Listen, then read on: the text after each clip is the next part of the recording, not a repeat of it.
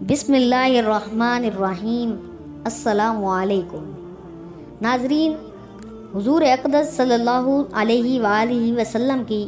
تاریخ پیدائش میں اختلاف ہے، مگر قول مشہور یہی ہے کہ واقعہ اصحاب فیل سے 55 دن کے بعد 12 ربیع الاول بمطابق 20 اپریل 571 ہجری ولادت باسعادت کی تاریخ ہے۔ اہل مکہ کا بھی اس پر عمل درآمد ہے کہ وہ لوگ 12 ربیع الاول ہی کو شانہ نبوت کی زیارت کے لیے جاتے ہیں اور وہاں میلاد شریف کی محفلیں منعقد کرتے ہیں۔ تاریخ عالم میں یہ وہ نرالا اور عظمت والا دن ہے کہ اس روز عالم ہستی کی ایجاد کا باعث، گردش دلیل و نہار کا مطلوب، خلق و آدم کا رمز، کشتی نوح کی حفاظت کا راز، بانی کعبہ کی دعا، ابن مریم کی بشارت کا ظہور ہوا۔ کائنات وجود کے الجھے ہوئے گیسوں کو سنوارنے والا، تمام جہان کے بگڑے نظاموں کو سدھارنے والا، یعنی وہ نبیوں میں رحمت لقب پانے والا، مرادے غریبوں کی برلانے والا، مصیبت میں غیروں کے کام آنے والا، وہ اپنے پرائے کا غم کھانے والا، فقیروں کا ماوا، ضعیفوں کا ملجا، یتیموں کا والی، غلاموں کا آقا، یعنی سند الاصفیاء، اشرف الانبیاء، احمد مجتبیٰ محمد مصطفیٰ صلی اللہ علیہ وآلہ وسلم عالم وجود میں رونق افروز ہوئے اور پاکیزہ بدن، ناف بریدہ، ختنہ کیے ہوئے، خوشبو میں بسے ہوئے، بحالت سجدہ مکہ مکرمہ کی مقدس سرزمین میں اپنے والد ماجد کے مکان کے اندر پیدا ہوئے۔ باپ کہاں تھے جو بلائے جاتے اور اپنے نونہال کو دیکھ کر نہال ہوتے؟ وہ تو پہلے ہی وفات پا چکے تھے۔ دادا بلائے گئے جو اس وقت طواف کعبہ میں مشغول تھے۔ یہ خوشخبری سن کر دادا عبدالمطلب خوشی خوشی حرم کعبہ سے اپنے گھر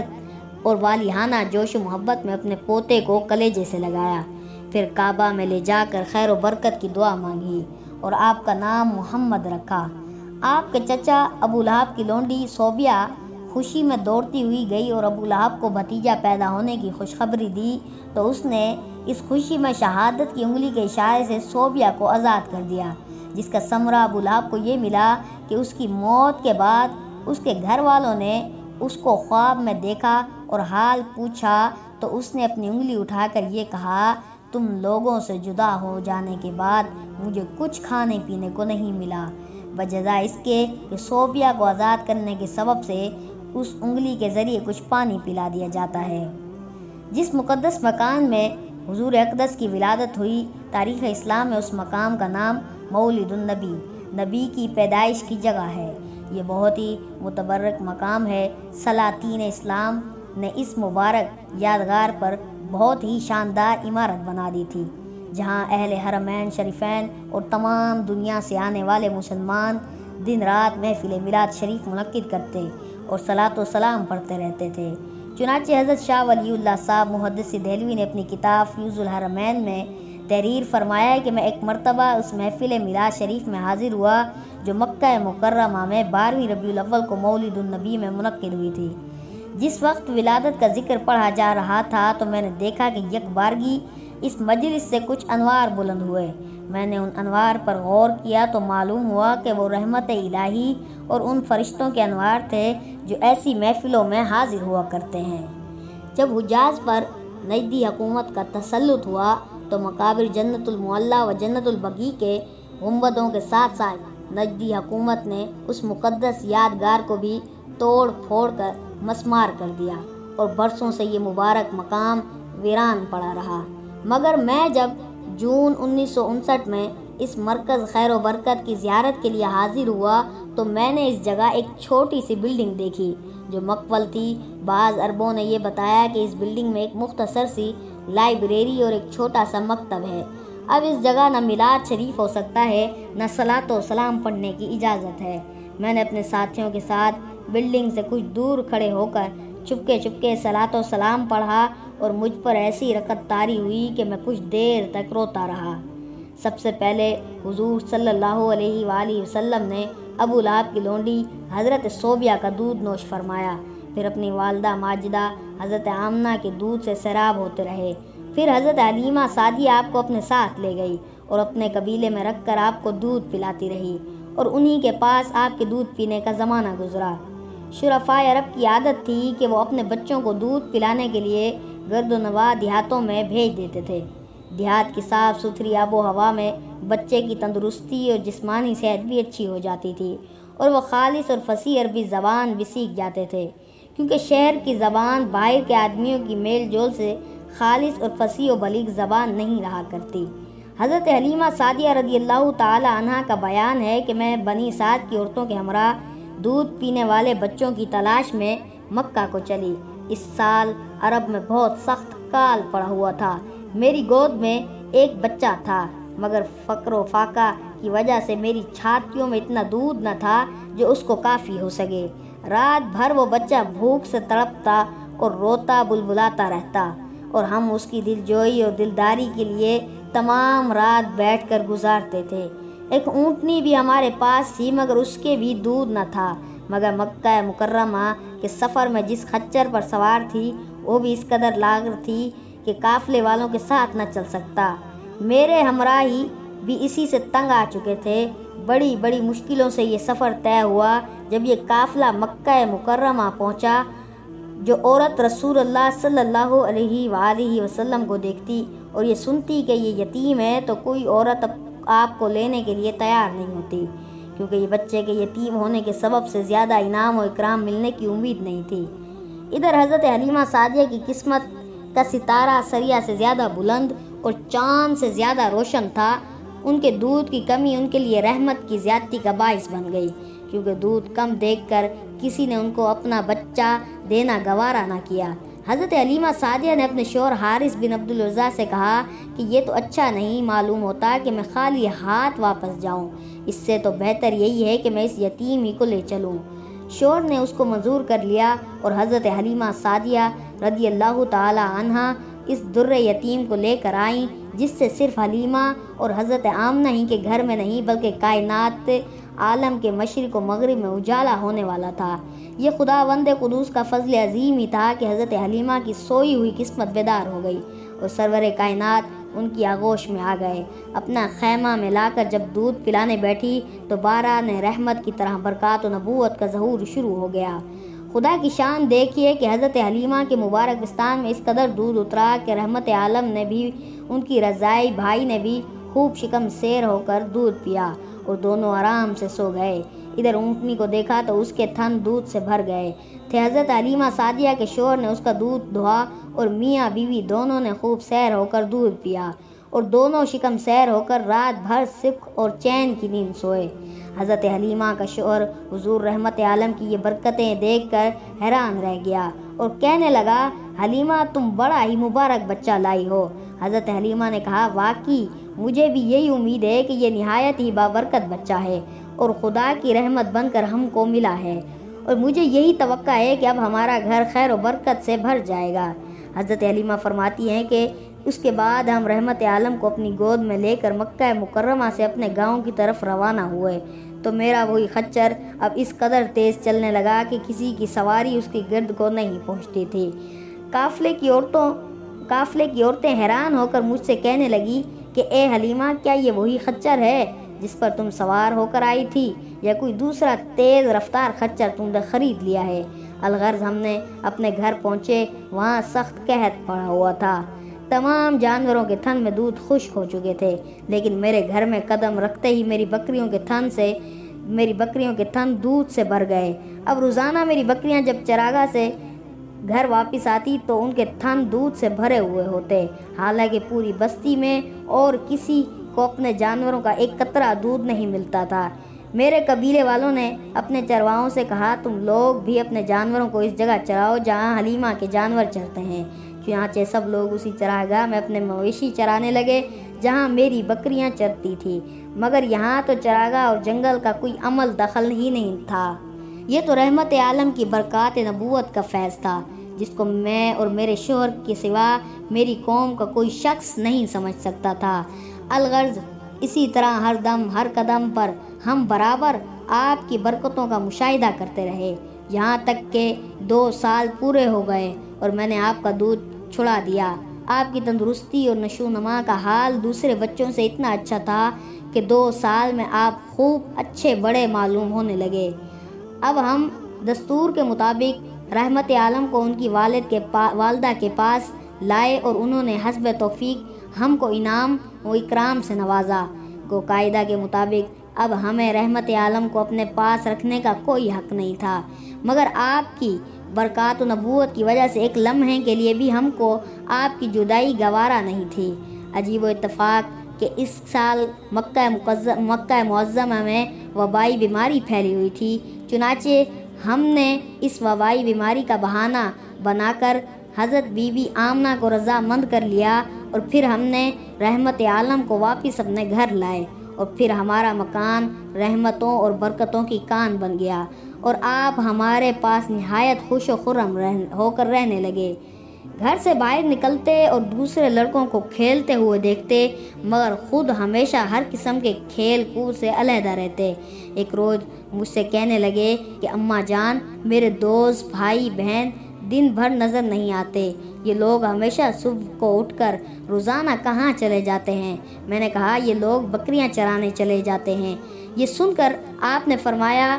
مادر مہربان، آپ مجھے بھی میری بھائی بہنوں کے ساتھ بھیجا کیجیے۔ چنانچہ آپ کے اصرار سے مجبور ہو کر آپ کو حضرت حلیمہ سعدیہ رضی اللہ تعالی عنہ نے اپنے بچوں کے ساتھ چراگاہ جانے کی اجازت دے دی، اور آپ روزانہ جہاں حضرت حلیمہ کی بکریاں چرتی تھی تشریف لے جاتے رہے، اور بکریاں چراگاہوں میں لے جا کر ان کی دیکھ بھال کرنا جو تمام انبیاء اور رسولوں کی سنت ہے، آپ نے اپنے عمل سے بچپن ہی میں اپنی ایک خصلت نبوت کا اظہار فرما دیا۔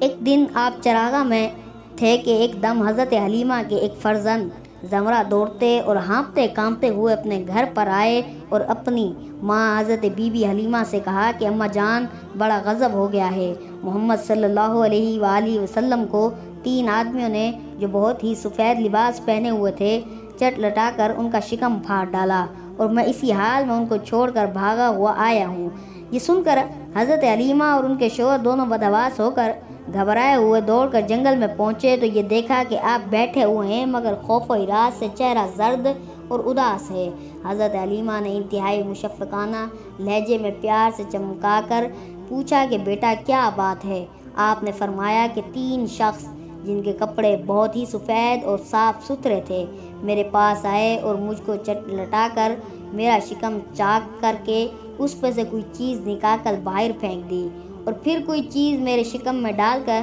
شگاف کوسی دیا، لیکن مجھے ذرہ برابر بھی کوئی تکلیف نہیں ہوئی۔ یہ واقعہ سن کر حضرت حلیمہ اور ان کے شوہر دونوں بے حد گھبرائے، اور شوہر نے کہا کہ حلیمہ، مجھے ڈر ہے کہ ان کے اوپر شاید کچھ اسیب کا اثر ہے، لہٰذا بہت جلد تم ان کو ان کے گھر والوں کے پاس چھوڑ آؤ۔ اس کے بعد حضرت حلیمہ آپ کو لے کر مکہ مکرمہ آئیں، کیونکہ انہیں اس واقعے سے یہ خوف پیدا ہو گیا تھا کہ شاید اب ہم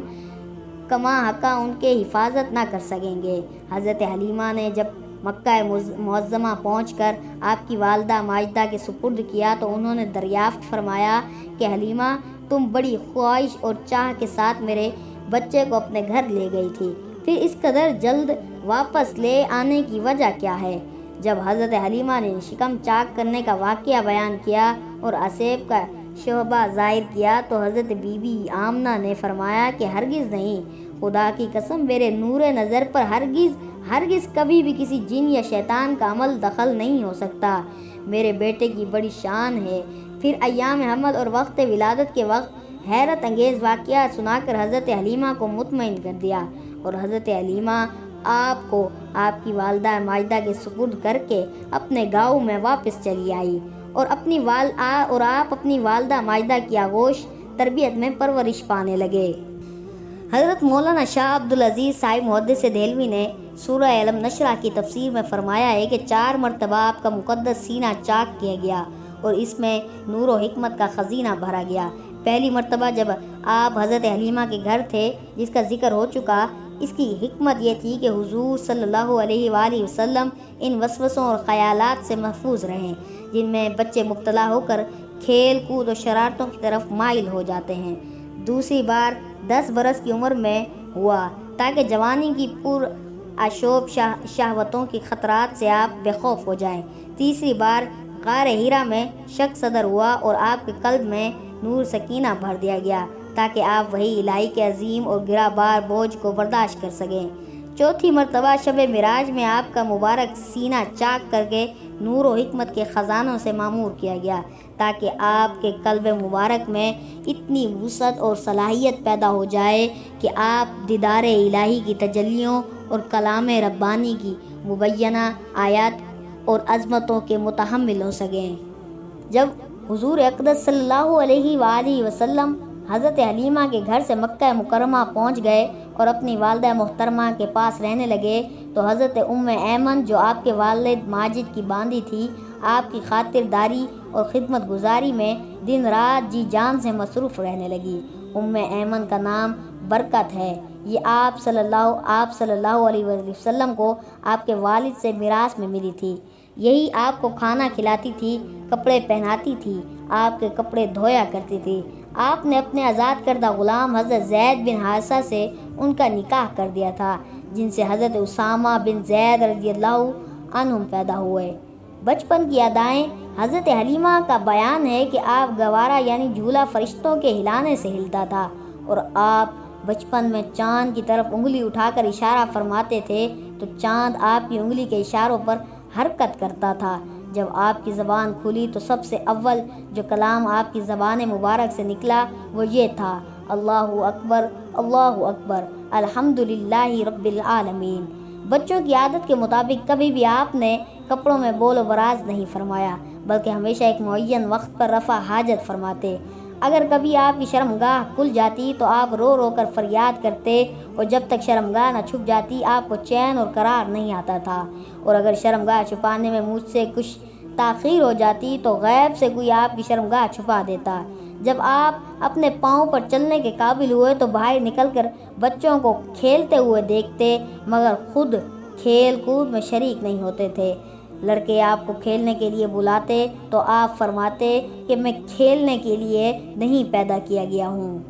حضور اقدس صلی اللہ علیہ وآلہ وسلم کی عمر شریف جب 6 برس کی ہو گئی تو آپ کی والدہ ماجدہ آپ کو ساتھ لے کر مدینہ منورہ آپ کے دادا کے نانیحال بنو عدی بن نجار میں رشتہ داروں کی ملاقات یا اپنے شوہر کی قبر کی زیارت کے لیے تشریف لے گئی۔ حضور صلی اللہ علیہ وآلہ وسلم کے والد ماجد کی باندی ایمن بھی اس سفر میں آپ کے ساتھ تھی۔ وہاں سے واپسی پر ابوا نامی گاؤں میں حضرت بی بی آمنہ کی وفات ہو گئی اور وہ وہیں مدفون ہوئی۔ والد ماجد کا سایہ تو ولادت سے پہلے ہی اٹھ چکا تھا، اب والدہ ماجدہ کی آغوش شفقت کا خاتمہ بھی ہو گیا، لیکن حضرت بی بی آمنہ کا یہ در یتیم جس آغوش رحمت میں پرورش پا کر ان چڑھنے والا ہے، ان سب ظاہری اسباب تربیت سے بے نیاز ہے۔ حضرت بی بی آمنہ کی وفات کے بعد حضرت ایمن آپ کو مکہ مکرمہ لائیں اور آپ کے دادا عبد المطلب کے سپرد کیا، اور دادا نے آپ کو اپنی آغوش تربیت میں انتہائی شفقت و محبت کے ساتھ پرورش کی، اور حضرت ایمن آپ کی خدمت کرتی رہی۔ جب آپ کی عمر شریف 8 برس کی ہو گئی تو آپ کے دادا عبد المطلب کا انتقال ہو گیا۔ عبد المطلب کی وفات کے بعد جب آپ کے چچا ابو طالب نے آپ کو اپنی آغوش تربیت میں لے لیا اور حضور صلی اللہ علیہ وآلہ وسلم کی نیک خصلتوں اور دل لبھا دینے والی بچپن کی پیاری پیاری اداؤں نے ابو طالب کو آپ کا ایسا گرویدہ بنا دیا کہ مکان کے اندر اور باہر ہر وقت آپ کو اپنے ساتھ ہی رکھتے، آپ اپنے ساتھ کھلاتے پلاتے، اپنے پاس ہی آپ کا بستر بچھاتے اور ایک لمحہ کے لیے بھی کبھی اپنی نظروں سے اوجھل نہیں ہونے دیتے تھے۔ ابو طالب کا بیان ہے کہ میں نے کبھی بھی نہیں دیکھا کہ حضور صلی اللہ علیہ وآلہ وسلم کسی وقت بھی کوئی جھوٹ بولے ہوں، یا کسی کو دھوکہ دیا ہو، یا کسی کو کوئی ایذا پہنچائی ہو، یا بیہودہ لڑکوں کے پاس کھیلنے کے لیے گئے ہوں، یا کبھی کوئی خلاف تہذیب بات کی ہو۔ ہمیشہ انتہائی خوش اخلاق، نیک اتوار، نرم گفتار، بلند و کردار اور اعلیٰ درجے کے پارسا اور پرہیزگار ہیں۔